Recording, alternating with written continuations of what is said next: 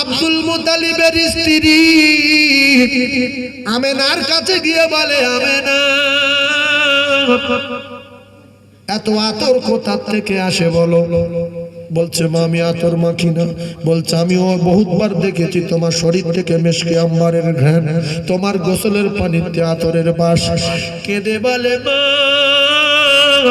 কেন জানি না, যেদিন থেকে আমার কলিজার টুকরা পেটে ধারণ করেছি সেদিন থেকে আমার টোটাল বডি বাস। সেদিন থেকে আমি রাস্তা দিয়ে হেঁটে গেলে রাস্তা হয়ে যায় বাস। ও মা গো, শুধু তাই না, আমি যে রাস্তা দিয়ে হেঁটে যাই ওই রাস্তার কাঁকর বালিগুলো আমি আমেনা আমার সালাম দিয়ে যায়। মা, আমি যখন মরুভূমির উপর দিয়ে হেঁটে যাই আসমানের মেঘ এসে আমার মাথার উপরে ছায়া দেয়। ও মা গো মা, আমি যখন পানি আনার জন্য কুয়োর কাছে যাই ওই কুয়োর পানিগুলো আপনি আপনি উপরে উঠে হাজির হয়ে যায়, যাতে করে তোমার বৌমা আমেনার কষ্ট নাহি হয়। জোরে বলুন, আর জোরে বলুন সুবহানাল্লাহ। ভাইজান আমার বাবাদের, হযরতে মা আমেনার বর্ণনা। আপনাদের এই জলসায় যে আতর ব্যাপারী আসে, ওই আতর ব্যাপারী যখন বকচা বাকচি গুড়িয়ে নিয়ে আতরগুলো বাক্সের ভিতরে ঢুকিয়ে তালা মেরে গ্রাম থেকে যায়, লক্ষ্য করলে বুঝতে পারবেন, আপনাদের পাশ দিয়ে গেলে বুঝতে পারবেন আতর ব্যাপারী কাঠের বাক্সের ভিতর থেকে বাসবার হয় না।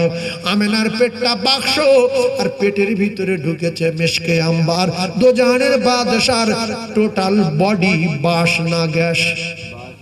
নবীর পাশে আমেনার বডি বাস, আমেনার শরীর বাস রে।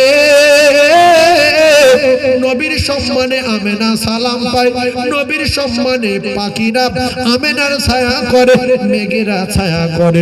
নবীর সম্মানে কুয়ার পানি উপরে, নবীর সম্মানে পাথরে আমেনাকে সালাম জানিয়ে যা। ভাইরা আমার, আমেনা যে আলাদা, আমেনা জানিয়ে দিলেন, আমি আমেনা যখন প্রসব করব প্রসবের সময়টাও আলাদা। যে চারজন মহিলা এসেছিল সে চারজন আলাদা। এরপরে আমি প্রসব করে দেখলাম আমার বাচ্চার সঙ্গে আমার পেটের সঙ্গে নাভি জড়া নাই, আলাদা। জোরে বলুন। এরপরে আমি দেখলাম আমার প্রসব করার পরে এক জাররা পরিমাণ রক্ত, 100 পরিমাণ নাপাকি আল্লাহর জমিনেতে পড়ে না, আলাদা। জোরে বলুন।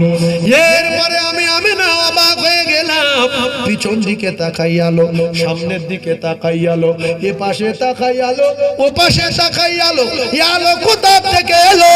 আমি আমেনা দেখতে পাই আমার কলিজার টুকরা বেটার টোটাল বডিটা আলো। এই বডির আলোতে আমার ঘর আলো। শুধু তাই না, আমি আমার বাচ্চার শরীরের জ্যোতিতে শামশিরি আর বড় বড় প্রাসাদগুলো আমি আমেনা দেখতে পাই। নবী আলাদা, নবীর মাও আলাদা। এরপরে আমেনা জানিয়ে দিলেন আমার মোহাম্মদ কেমন আলাদা। নবীর নাম রেখেছে কে? মোহাম্মদ। নবীর নাম রেখেছেন তো আমার আল্লাহ। আসমানে মোহাম্মদ, জমিনে মোহাম্মদ, জান্নাতের দেয়ালে মোহাম্মদ, জান্নাতের দরজায় মোহাম্মদ, জান্নাতের গাছের গায়ে মোহাম্মদ, জান্নাতের পাতায় মোহাম্মদ। ও কলিজার টুকরা না, কিন্তু আমেনা গায়বী আওয়াজ শুনে, আমেনা রে, তোর কলিজা, তোর পেটে যে সন্তান আছে প্রসব করার পরে নাম রাখবে মোহাম্মদ। তারপরে কে কি কি করে ঘোরায় আমি আল্লাহ দেখব। মোহাম্মদ রেখে দে, যে ঘোরাবে তার মাথা আমি ঘুরিয়ে দেবো। দাদু নাম রাখবে, কিছু কিছু দাদু আছে একটুখানি চোরা, তো আমি নাম রাখবো। বৌমার নাম মানি না। যদি বলে বৌমার বাপ রেখে নাম্বার দে, ফালতু নাম্বার দে। আর কিছু কিছু দাদু এত নরম, আচ্ছা ওর নানুর যদি রেখেছে আমি খুব খুশি, ওর নানু না তো দুঃখ পাবে। কিন্তু সাদা মনের মানুষ, এরকম মনে কোনো অহংকার নেই। আর দুটাতে বিরাট ডেঞ্জারে। খবর নানু নাম রাখবো, আমি নাম রাখবো, কারণ তোমার নাম কি হয়েছে? ও নামটা ভালো, বা দুই বেই মিলে আলোচনা করে যে ভাই কি রাখা যায় বল, নামের ব্যাখ্যাটা কর না, তুই কর, তাহলে সবাই খুশি হয়। এক গায়ে উড়িয়ে দিল। ওর নানুর ওর দাম নেই, নানুর বিরাট দাম আল্লাহ দিয়েছে। নবী হাসান হোসেনের নানু পিঠে চারে উঠে শুধু জাম দিচ্ছে, দুই ভাই নামাজ পড়ছে আর ই করতেছে। নবী লাভিয়া দেওয়ার জন্য টেনশন করছে যে লেবিয়ে দি, নামাজ পড়ছে লেবিয়ে দি। আল্লাহ বলছে জিবরিল চলে যাও, আমার দোস্ত যেন ওই দুজনের না নামায়। লাফা পিঠে চালে, জোরে বলু। আমার খুব ভালো লাগছে, জোরে বলু। কার ভালো লাগছে? আল্লাহর খুব ভালো লাগছে। এই জন্য দেখবেন দাদু যখন নামাজ পড়ে, অনেক নাতি পোতাকে দাদু সেজায় গেছে আর এই যে মাথার উপর বসে আছে, দাদু দাদু আবার ঠেলে ফেলে দিচ্ছে, পরে যখন কাঁদে নিয়ে ছেড়ে করতো। দুটো একটা দাদু আছে, অনেক নাতিও আছে, নানা নামাজ পড়ছে গিয়ে সামনে গিয়ে বসে আছে, পুরো নামাজের পার্টি। সে আবার চেকিয়ে নিয়ে ওই চেকিয়ে নিয়ে এইদিকে দিচ্ছে, সরানোর দরকার নেই, ঘাড়ে উঠুক, পার্টিতে বসুক, আল্লাহ খুশি হবে। আর আপনি এগুলো মেনে নিচ্ছেন কেন? আমার নবী করেছে, জোরে বলুন। এগুলো মেনে নিচ্ছেন কার চিন্তা ভাবনা মাথায় নিয়ে? আমার নবী করেছে, নবী করেছে, নবী খেয়েছে, এই নিয়ে যদি আপনি খাওয়া দাওয়া করেন, আল্লাহর কসম আপনার সংসারে বরকত হবে। নবী লাউ খেয়েছে না খায়নি? আমরা ঘৃণা করি যে নবী যে জিনিস খেয়ে সে জিনিস আমরা মুখে দেবো না, খারাপ জিনিস। নবী বুঝতে পারতো না খেয়েছে, আমরা অত কম বুঝি। এই নবী লাউ খেয়েছে, মুসলমানের বাচ্চারা লাউ খেতে চায় না। লোক বাজারে লাউ নিয়ে কাউ কাউ করছে যে ভাই নে ভাই 5 টাকা দে ভাই, দেবো না কেন? না নবী খেয়েছে। নবী খেয়েছে বল তোমার রাগ? নবী কি তোমার শত্রু ছিল নাকি? মুসলমান নবী খেয়েছে বলে যদি লাউ কিনে আনতো, প্রত্যেক মুসলমানটা বাজারে লাউ খুঁজে পাওয়া যেত না, লক্ষ লক্ষ লাউ চাষ করতো। নবী খেয়েছে বলে এরা এত ঘৃণা করে, এদের হাড় মজবুত হবে বলে, এদের কলিজা ঠান্ডা থাকবে বলে, এদের রোগ ব্যাধি সেরে যাবে বলে। নবী পৃথিবীর 1 নাম্বার শিক্ষক, নবী পৃথিবীর 1 নাম্বার বৈজ্ঞানিক, নবী পৃথিবীর 1 নাম্বার ডাক্তার, নবী পৃথিবীর 1 নাম্বার মাস্টার।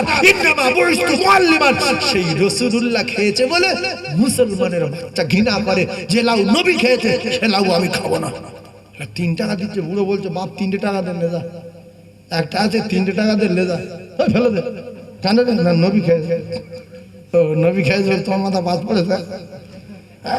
হ্যাঁ, লাউ আমরা সবাই ভালোবাসি। আজ থেকে শপথ করুন যে প্রত্যেক দিন লাউ খাবো, আমার নবী খেয়েছে, রোগ ব্যাধি সারবে, আল্লাহর আরশ খুশি হয়ে যাবে।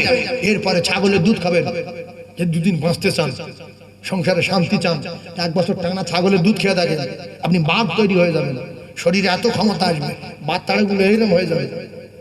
আমি ছাগলের দুধ খাই না, ওই কালো বাঁট কেরম দেখছি, কালো বাঁটটা তোমার কি হয়েছে? নবী ডাইরেক্ট ছাগলের বাঁটে মুখ দিয়ে খেয়েছে।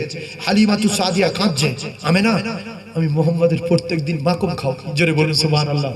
আমি মোহাম্মদের প্রত্যেক দিন দুধ খাওয়াই, আর এই দুধ পান করি 2.5 বছর পরে তোর কাছে ফিরিয়ে আনলাম, তুই আরো কদিন আমার কাছে দে। তোর চেনে না, তোর উপরে তো মায়া নেই, আমার কলিজা ফেটে যাচ্ছে। আমি অনেক মুজিজা দেখেছি, আমেনা দে। একবার রাসূল আমেনার মুখের দিকে তাকায়, একবার হালিমার মুখের দিকে তাকায়, একবার আমেনার মুখের দিকে তাকায়, একবার হালিমার মুখের দিকে তাকায়। আল্লাহু আকবার।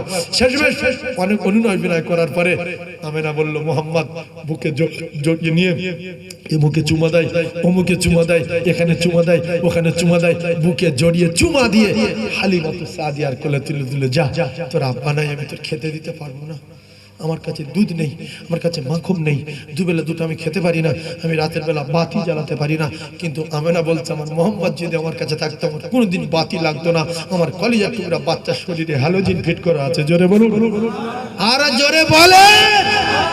হালিমাতু সাদিয়া নিয়ে চলে গেলেন কলিজার টুকরা বিশ্বনবী হাবিবুল্লাহ আকায়ে নামদার তাজদার মদিনার কয়েকটা মুজিজার কথা বলবো, একটু ঠান্ডা মাথায় মুজিজার কথা শুনবেন। আমার নবী যে আলাদা, একের পর এক বর্ণনা। হালিমাতু সাদিয়ার উটে টাচ করলো, উট হয়ে গেল আলাদা। হালিমার শরীরে রাসূল টাচ করলো, হালিমা হয়ে গেল আলাদা। হালিমার ভিটে নবী টাচ করলো, গাছপালা হয়ে গেল আলাদা। হালিমার ভিটে নবী টাচ করলো, বকরি হয়ে গেল আলাদা। হালিমার বকরি নবী টাচ করলো, বাচ্চা বেশি হয়ে গেল আলাদা। হালিমার বকরির দুধ বেশি আলাদা, জোরে বলুন। লুবি নারীগুলোর রাখালেরা ওরা বকরি নিয়ে যায়, আর হালিমার ছেলে আব্দুল্লাহ বকরি নিয়ে যায়, মাঝে মাঝে রাসূলুল্লাহ যায়। তো ওরা বলছে, তোরা বকরি কোথায় খাওয়াই রে? থবনা গুলো ভাগতে পারি। হালিমার বকরি অত মোটা, বাচ্চা অত বেশি, দুধ গামলা গামলা, কোথায় খাওয়া? বলছে এক জায়গায় খাওয়াই, একই মাঠে। বলছে শোন, হালিমার বকরি যেখানে খায়, হালিমা কি করে দেখবো, সব বকরিগুলো তাড়বি, তাহলে আমাদের বকরি হবে হবে। এরা এখন বকরি তারে। আব্দুল্লাহ দেখে, বলছে মা শুধু বকরি তেড়ে দেয়। বলছে কি করে? বলে তেড়ে দিয়ে এই ঘাস খাওয়ায়। হালিমা বলল বাবা আব্দুল্লাহ শোন, যত তাড়ু যত এই ঘাস খাওয়া, ওদের বকরি কোনোদিন মোটা হবে না আর বাচ্চাও বেশি দেবে না, কারণ তোর ভাই আমাদের বাড়ি আছে, তোর ভাইয়ের বরকতে হচ্ছে। জোরে বলুন। এই জন্য হাতে ভাই ধরে ফের ফিরে নিয়েছে যে আরো কটা দিন থাক। মোহাম্মদ এত ভালো, পায়খানা পরিষ্কার করতে হয় না, পেশাব পরিষ্কার করতে হয় না, গায়ে শুধু বাস, জীবনে কোথাও পায়খানা করে না। বাচ্চা কাচ্চা অতিরিক্ত পায়খানা করলে গ্রামের লোক রেগে যায়, কিন্তু মা রাগে না। মা রাগে, আউট লোক রেগে যায়, ছেলে কোথাও পায়খানা করে দেয়। মার কাছে নেলো ভালো, পাগলা ভালো। একটা ছেলের হাত ভাঙা, পা ভাঙা, সবাই বলছে ফেলে দে, মা বলছে না, ইলে ঘাড়ে করে ঘুরবো জীবন ভর। পাগলা নে মা ভিক করছে। বাড়ির কেউ ভালোবাসে না, মা ওই নাল গালতে মুছে দিয়ে ওতে ভাত ঢুকে দিচ্ছে, ভাত ঢুকে দিয়ে নাল মুছে ফেরুতে চুমো দিচ্ছে। আসে না নাই? আর ওই বাচ্চা দেখলে গ্রামের মেয়েরা ঘৃণা করে নাকে কাপড় দিচ্ছে, যে মানুষ না কি, নাল ঝরে আসছে, ঘা হয়ে গেছে, ফের তাতে নাল মুছে ফের তাতে চুমো দিচ্ছে। দিচ্ছে না? যায় হ্যাঁ না বলে। হুমা জান্নাতুকা, ও কলিজা টুকরারা, শেষের বেলা একটা কথা বলি শুনে রেখে দাও। আল্লাহ রাসূল জানালেন হুমা জান্নাতুকা, ও ভাইরা বাবাদিরা, তোমার মা আর তোমার বাপ এই দুজনা আল্লাহ পাকের জান্নাত, ওয়া নারুকা, এদের সঙ্গে যদি অসৎ আচরণ করো ঠিকানা হবে জাহান্নাম। ইন্নাল জান্নাতা তাহতা রিজলাইহা, জান্নাত রয়েছে তোমার গর্ভধারীর কদমের তলায়। কলিজার টুকরা বেরে নাও, ঠান্ডা মাথায় বোঝার চেষ্টা করো। আল্লাহ রাসূল দিবে দুনিয়ার বাদশা জানালেন, যদি কোনো বেটা জান্নাতে যেতে চায়, সে যেন তার মা বাপের সেবা করে যায়, সে যেন তার মা বাপের খিদমত করে যায়। আর যদি কেউ পায়খানা গুড়িয়ে খেয়ে মরতে চায়, ভিক্ষা করে খেয়ে মরতে চায়, সে যেন তার মা বাপের পিছনে লেগে যায়। সুখে শান্তি বাস করতে চান না অকাল মৃত্যু চান? সুখে শান্তি। রাসূল বলেছে সুখে শান্তি বাস করতে গেলে, আল্লাহর জান্নাতে যেতে গেলে মা বাপকে প্রচন্ড খিদমত করতে হবে, যদিও তারা খ্রিস্টান হয়। কঠিন কথা বলছি শোনেন। এই বুড়নগড়ির একটা মেয়ে, পাওয়ার, কত পাওয়ার, দুটো বাচ্চা রেখে একটা লোকের সঙ্গে চলে গেছে। সে লোকটা বাগদি বা খ্রিস্টান চলে গেছে। এখন 15 বছর পরে বাচ্চার টানে এই বাচ্চা দুটো দেখতে এসছে ওই খ্রিস্টান অবস্থায়। এখন বাচ্চা দুটো কি করবে বলেন? বুদ্ধি খাটান, মারবে? হ্যাঁ মারবে, মারবে, যেটা আমরা এখন করছি বুঝি তো, কিন্তু আমরা তো মারি, কিন্তু মারা যাবে না, এটাই শরীয়ত। কথা পাচ্ছেন না? কি করতে হবে? মা অন্যায় করেছে, তার বিচার আল্লাহ করবে। আমার জন্ম দিয়েছি, আমার পেটে ধরেছে, আমার মাকে খিদমত করতে হবে। ঠিক সাহাবায়ে কেরাম ঈমানের কলমা পড়েছে, মা অন্যায় করে ছেলেকে মেরেছে, রাসূল বললেন দোয়া করছি, কিন্তু তুমি তোমার মাকে মেরো না, বড় কথা বলো না, তোমার মায়ের কদমে তোরা আল্লাহ জান্নাত। জোরে বলো। মদিনায় চলে গেল সাহাবায়ে কেরাম, আর মক্কা থেকে মায়েরা চলে যাচ্ছে। আল্লাহ মানেনি, নবী মানেনি। মায়েরা গিয়ে যখন দেখলো বাচ্চা দাঁড়িয়ে, রাসূল বললে, সাহাবারা বললেন ইয়া রাসূলুল্লাহ, আমার মা আসছে, আপনার মানে না, কোরআন মানে না, কি করব? চলে যাব, লুকিয়ে যাব, পালিয়ে যাব, মাকে তাড়িয়ে দেবো? রাসূল বলছে লুকিয়ে যাবো না, পালিয়ে যাবো না, মাকে তাড়িয়ে দেবো না, বরং মায়ের সেবা করতে হবে। জোরে বলো। যখন সেবা করলো, মা দেখলো মুহাম্মাদের আদর্শ এত ভালো, মুহাম্মদ এত ভালো, আমাকে কলেমা পড়িয়ে দেন। কলেমা পড়ে নিল। আবু হুরায়রার মা কলেমা পড়ে নিল। একটু জোরে বলেন না সুবহানাল্লাহ, আরো জোরে বলেন না সুবহানাল্লাহ, নারায়ে তাকবীর। 10 মাস 10 দিন গাবে রেখেছি ধরে, অনেক কষ্ট পেয়ে ভুবনে পাঠালে, সেই মায়েরা চলে শীতল ছায়াতে পানি তো হলাম খোদারি করুণা। মাগো তুমি আমার জান, কোনদিন ভুলো না।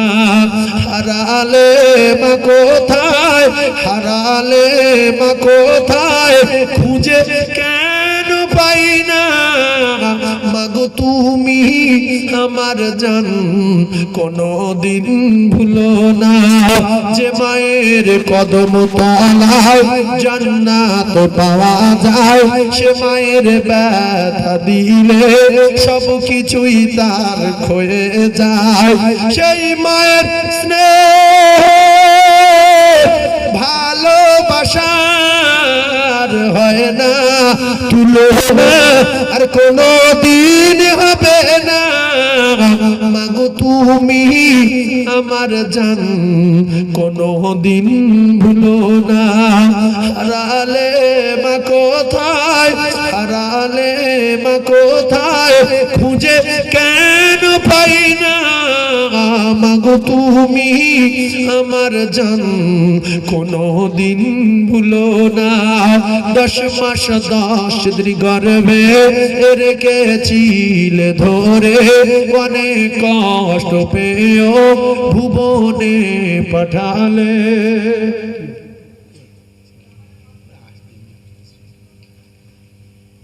ও লোক আসছে, আচ্ছা আমি করি বক্তা আসছে, তো বসুই যেতে হ্যাঁ যেরকম আসছে দেখো, তকবীর দেন দিন, নারী তাকবীরটা আরো চিল্লে বলেন নারী তাকবীর, নারী তাকবীর। আচ্ছা একটা জটিল কথা বলি, জটিল। মা বাপ কি করলে মারা যায়? জি বলছে আল্লাহ মানি না, নবী মিথ্যা, কোরআন মিথ্যা। কোরআন শরীফ পুকুর ফেলে দেবে, মারা যাবে না? বলছে আল্লাহ মিথ্যা, নবী মানি না, কোরআন মিথ্যা, কোরআন শরীফ পুকুর ফেলে দিচ্ছে। একাধিকার চর্চা করে হালকা মারা যাবে না? যাবে। এ তো কত বোঝে মানুষ, কত বোঝে, এ ওয়াজ করা যাবে? এত গভীরে চলে গিয়ে তবু বলছে না। তাহলে কি করলে মারা যায়? একটাই কারণে একাধিকা মারা যেতে পারে, সেটা হলো আমার স্ত্রী কোনদিন, যদি আমার মা যদি কোনদিন আমার স্ত্রীর সঙ্গে ঝগড়া করে নাকি,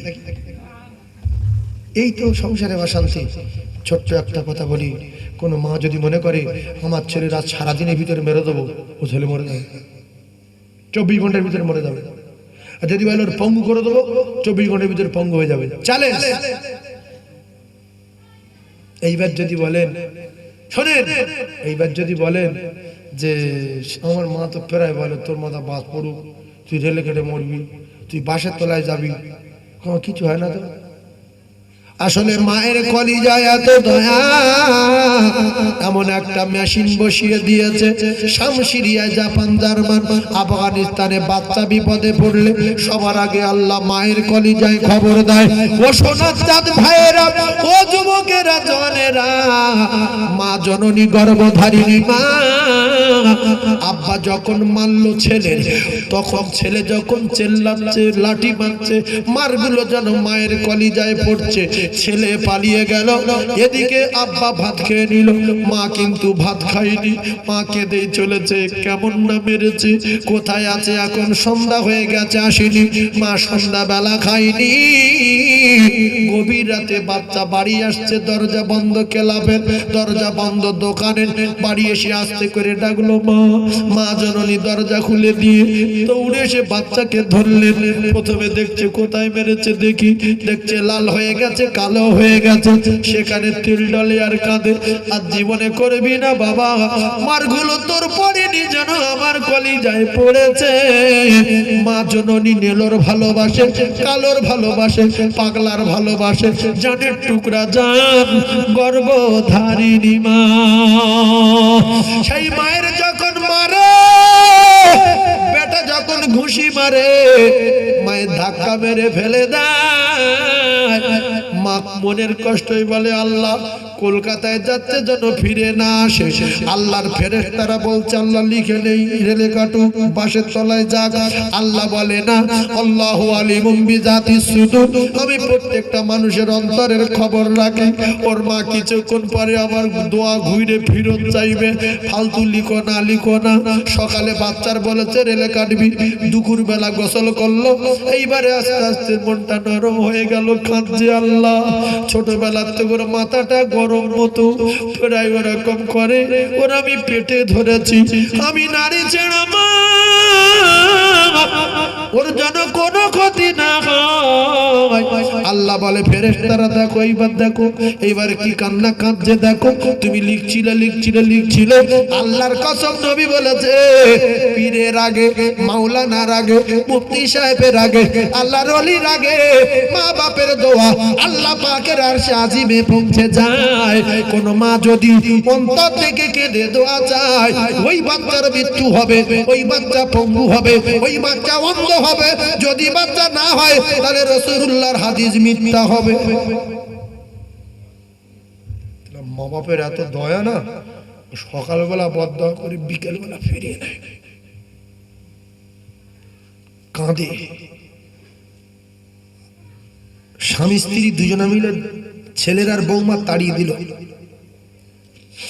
দিয়ে গোটা রাত ঘুমাতে পারে না, শুনে কাঁদছে, এখানে কাঁদছে, ওখানে কাঁদছে। কলিজার টুকরা ভেবে বোঝার চেষ্টা করুন। আল্লাহ নবী দিলেন হযরত আবু হুরায়রা পরীকে শুনে চরম দুঃখী মা, পেটে ধরা মা, গর্ভধারিণী মা। আল্লাহর নবী দিন দুনিয়ার বাদশার জামানা পাওয়ার নাকে মায়ের কত দাপট থাকে। আল্লাহর নবী আনসারী আবুজার গ্রেফতারিকে সঙ্গে নিয়ে আনসারীদের কবর জিয়ারত করার জন্য রওনা হলেন। হঠাৎ দেখতে পাওয়া গেল কবরে দাউ দাউ করে আগুন জ্বলে। আল্লাহর নবী বললেন আবুজার, আবুজার,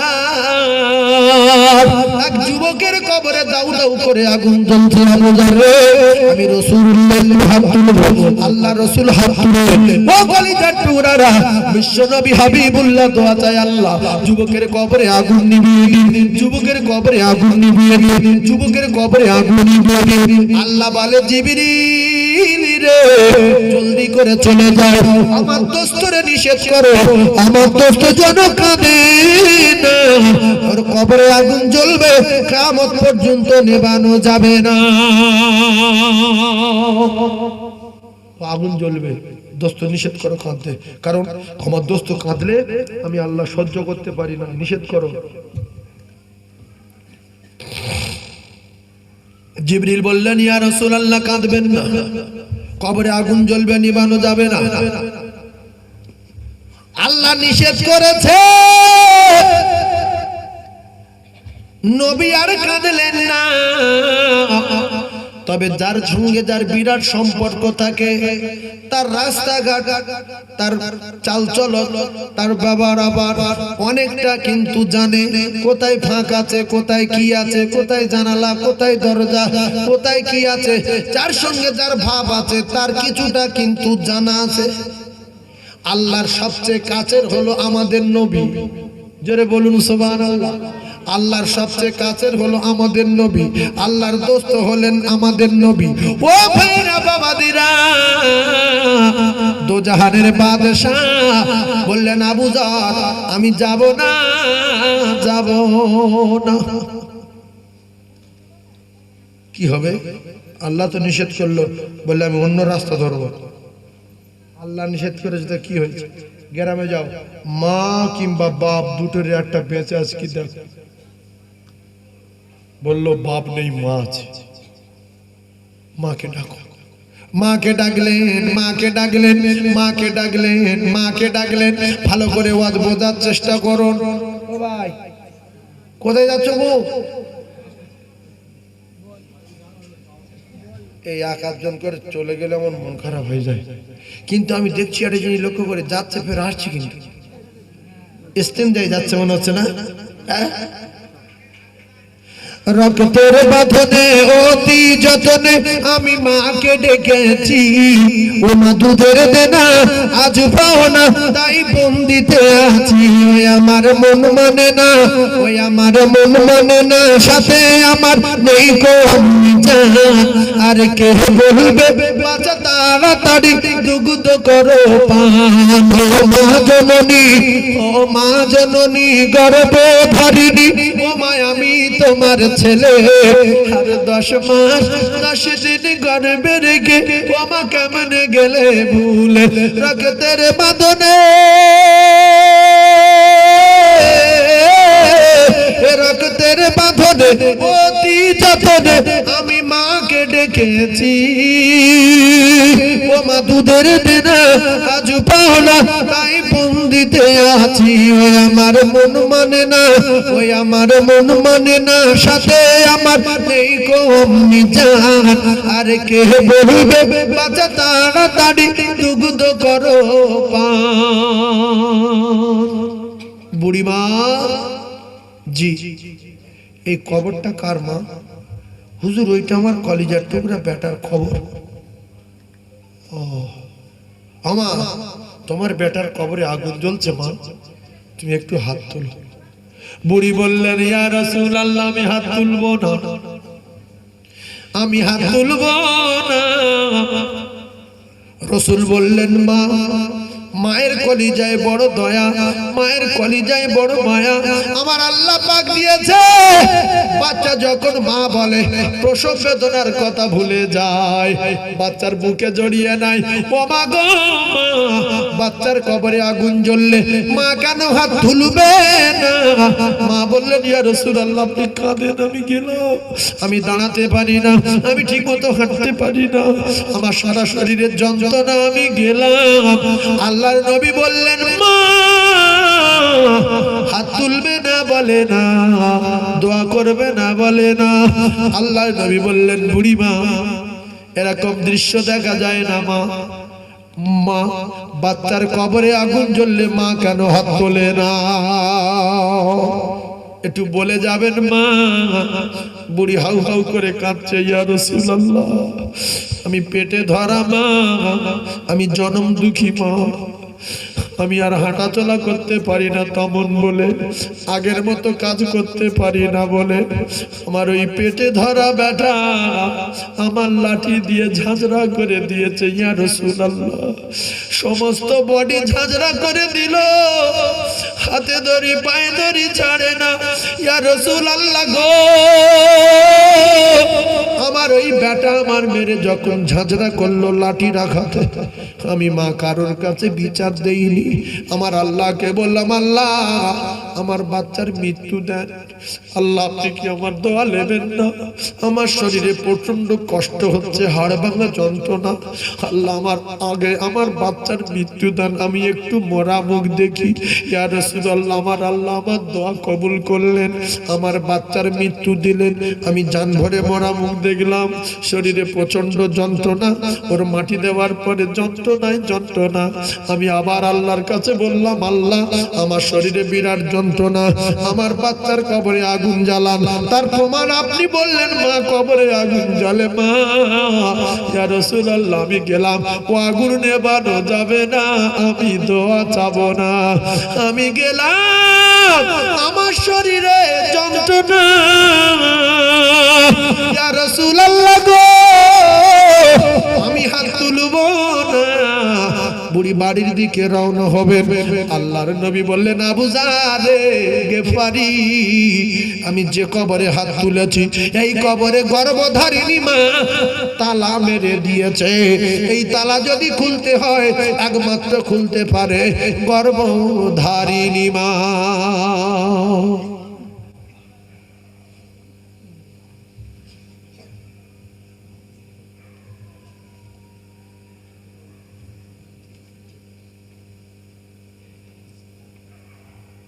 ও আল্লাহ আপনারা কি করে বসে আছেন?